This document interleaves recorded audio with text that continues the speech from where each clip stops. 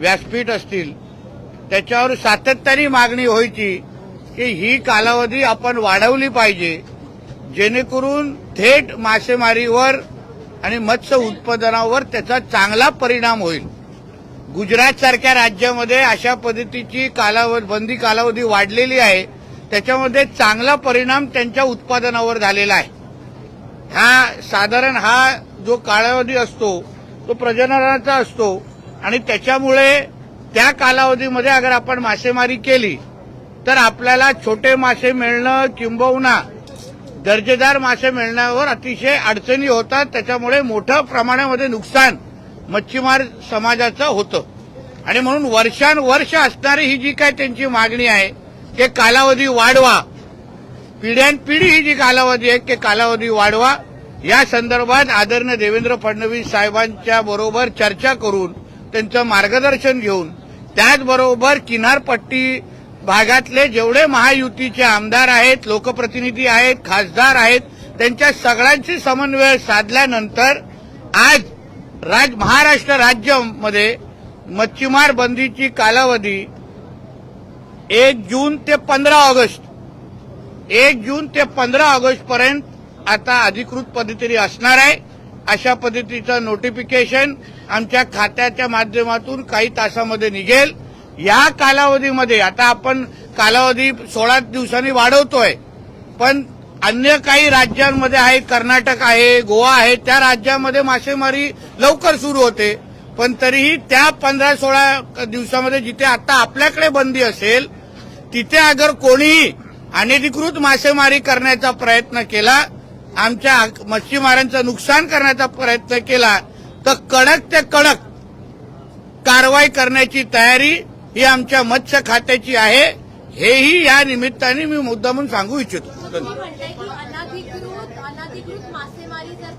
देखिए आज जो विधानसभा में जो बहुत पुरानी सालों साल मांग थी कि जो मत्स्य क्या फिशरीज की जो कालावधि है जो 1 जून से 31 जुलाई तक 31 जुलाई तक है, उस बीच में वो टाइम पीरियड बढ़ाया जाए, उसको और 16 दिन दिए जाए, ताकि जो ब्रीडिंग पीरियड जो इस समय चालू होता है उसके वजह से अगर हम जल्दी फिशिंग चालू कर देंगे या तो मछुआरों को समुद्र में जाने को लगाएंगे, उसके वजह से बड़े पैमाने पे नुकसान मछुआरों का होता है।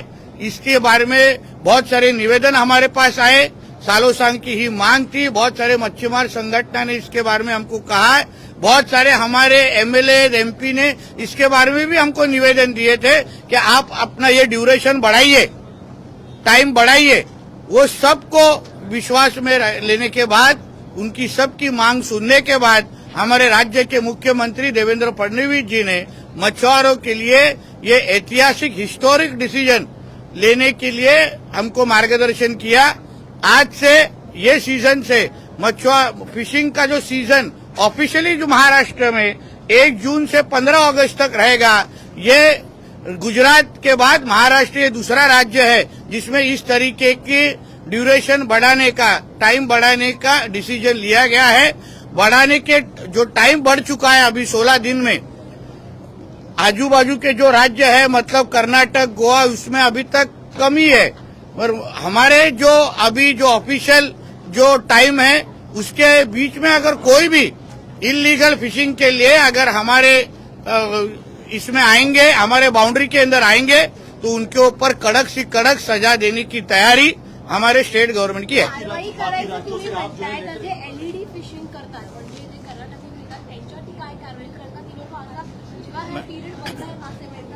परत तुम्हाला सांगतो, तुम्हाला पाहिजे तर मी आकडे सांगतो। 2000 जेव्हापासून आमचं सरकार आलेलं आहे, मोठ्या प्रमाणामध्ये हा कारवाया एलईडी फिशिंगच्या वर आमच्या सुरू आहे। ड्रोनची सुरक्षा आम्ही वाढवलेली आहे, गस्ती नौका आधुनिक गस्ती नौका आम्ही समुद्राच्या इथे उतरवतोय। एलईडी फिशिंग हा फार मोठा गुन्हा आहे, जसा ड्रग्ज असो, तस्करी असो, अशा पद्धतीचे जे गुन्हे आहेत त्याच पद्धतीचा एलईडी फिशिंग गुन्हा आहे। म्हणून ह्यावर पण कडकची कडक भूमिका आणि कारवाई करण्याची भूमिका आमच्या राज्य सरकारची आहे आणि त्यानुसार कारवाई होत आहे। नाही, या विषयावर काय का?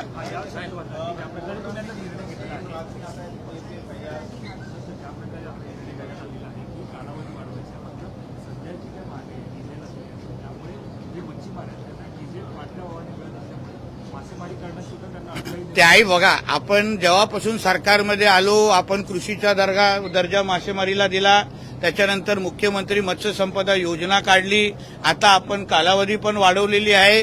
प्रत्येक बाबतीमध्ये आपल्या पारंपरिक मच्छीमार टिकला पाहिजे, वाढला पाहिजे, हीच आमची भूमिका आहे. केंद्र आणि राज्य सरकार ह्या बाबतीमध्ये अतिशय सकारात्मक आहे. मी स्वतः केंद्राच्या संबंधित मंत्र्यांच्या संपर्कात आहे. आमचे मुख्यमंत्री पण प्रधानमंत्री कार्यालयाच्या संपर्कात आहे. लवकरच मच्छीमारांना तोही दिलासा भेटेल. उद्धव ठाकरेंनी 3-4 दिवसाचा दौरा केला. 15,000 गोलियां लेके आया था और उसको देने के लिए दे रहा था पेंशन के नाम पर. उसमें जो प्रॉस्पेक्ट था 15 लोगों को दी. उसके बाद ये खुलासा हुआ कि इसकी बड़ी साजिश थी. 30,000 लोगों को गोली खिलाकर मारने की साजिश थी. तो ये क्या साजिश थी सरकार के खिलाफ या नहीं, अभी तक उसका इन्वेस्टिगेशन शुरू है. जो भाईकाला में हुआ है वो पूछ रहे ना, उसका इन्वेस्टिगेशन शुरू है. वो क्यों कर रहा था, क्या कर रहा था, वो भी मुस्लिम समाज का ही था. तो वो क्या कर रहा था, क्यों कर रहा था, वो आने वाले दिन में समझेगा. क्योंकि इन लोग में तो भाईचारा, उन लोग में तो आपस में भाईचारा होना चाहिए ना. हम हिंदू से नहीं रखेंगे तो मालूम, हिंदू से नहीं रखते हमको मालूम है, मगर आपस में तो भाईचारा रखो. वो भी नहीं दिख रहा है. आपस में तो गंगा जमुना तहजीब रखो. वो अभी आने वाले वक्त में समझेगा ना इन्वेस्टिगेशन के बाद. उद्धव ठाकरे बीजेपी को बाबरी जनता पार्टी कह रहे हैं, क्या कहना है? देखिए, ऐसा है, खुद जो मुल्लाओं की पार्टी चलाता है वो हमको हमारे हिंदुत्व के ऊपर प्रश्न चिन्ह उठाए नहीं, समझा ना.